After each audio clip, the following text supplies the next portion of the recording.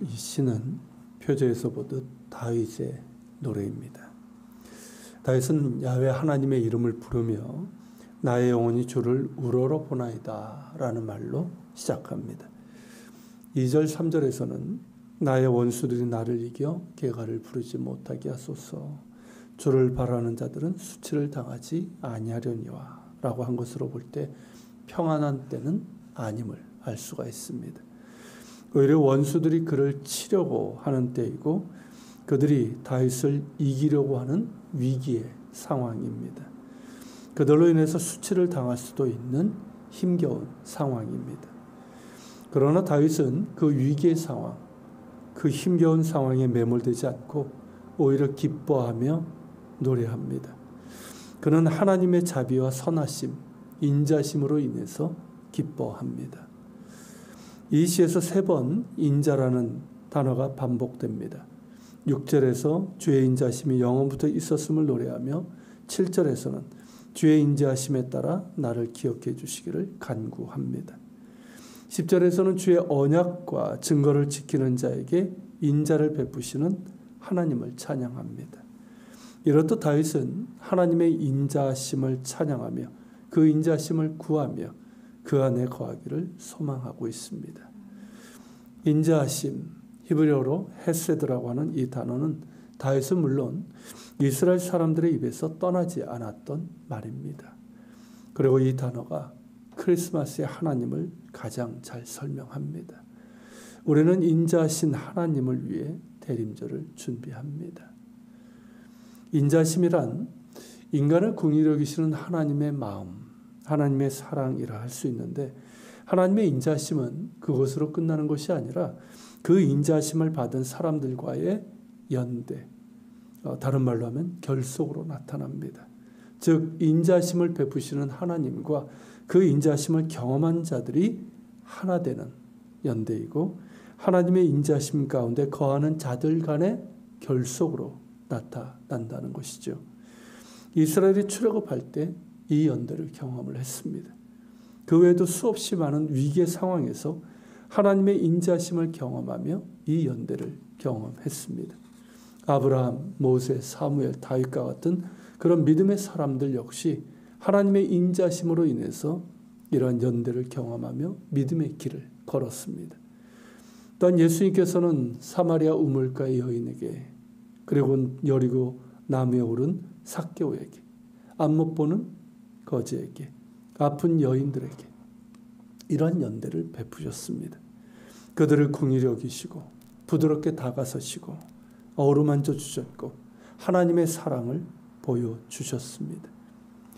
그로 인해서 그들은 하나님의 인자심을 알고 그 인자심 가운데 거하며 하나님의 자녀가 되는 은혜를 얻게 되었습니다. 이스라엘이 애굽에 있을 때 그들을 노예로 삼고 종일토록 고된 노역을 시킨 바로는 그런 연대를 베풀지 않는다는 것을 알고 있었습니다.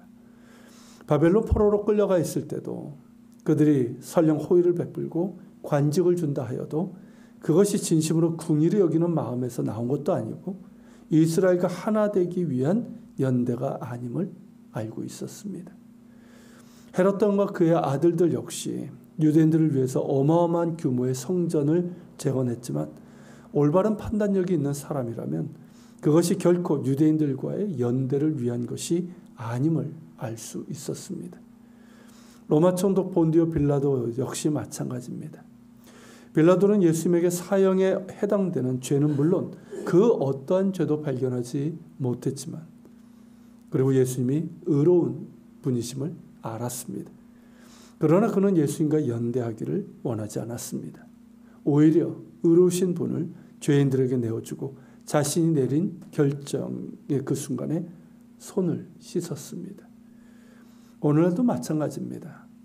무언가 사람들을 위하는 것 같고 위해서 약속하고 행동하는 것 같은데 그들과 연대하기 위해서가 아니라 자신이 원하는 것을 얻기 위해 그리 하는 이들이 많습니다. 특히 정치 이데올로기니 대중 선동이니 하며 큰 소리를 내는 사람들이 그러합니다. 지금 우리가 보는 것처럼 말입니다. 모두가 그런 것은 아니지만 상당수는 선거 때뿐이고 지나가고 나면 언제 그랬냐는 듯이 얼굴을 돌립니다.